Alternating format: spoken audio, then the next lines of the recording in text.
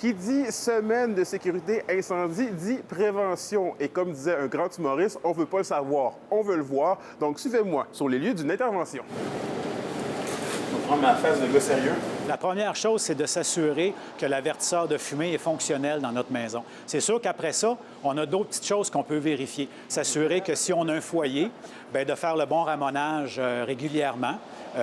Les cendres qui sont dans le foyer, bien, de ne pas les jeter tout de suite à la poubelle qui pourrait causer un incendie. Après ça, bien, quand on fait la cuisine, s'assurer qu'on surveille ce qu'on est en train de faire sur le feu. On dirait qu'il y a juste ça, des gadgets là-dessus.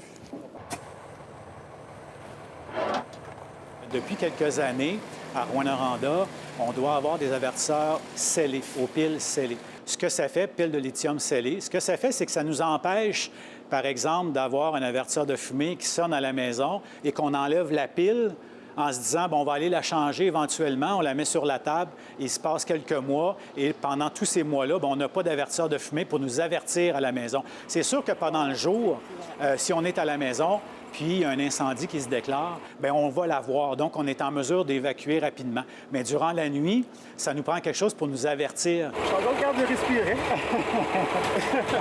Si on entend que notre voisin, l'avertisseur, sonne, eh bien, à ce moment-là, ça nous réveille.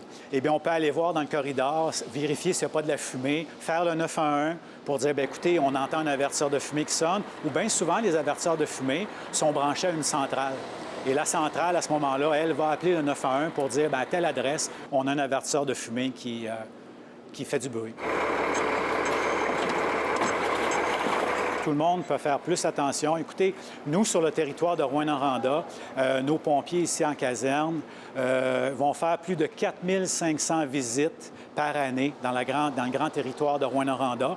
Sur ces 4500 visites-là, bien, il va peut-être avoir 2700 environ portes que les gens vont nous ouvrir pour nous permettre d'aller faire des inspections à l'intérieur. Rendu à l'intérieur, bien, on vérifie avec le citoyen si les avertisseurs sont fonctionnels.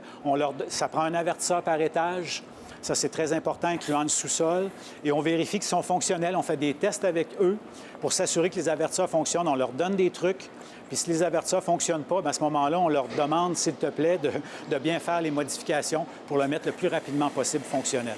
C'est 1 à 2 fois par année, s'assurer que son avertisseur de fumée est fonctionnel. On a un petit piton sur le dessus. On le part, on s'assure qu'il fonctionne bien.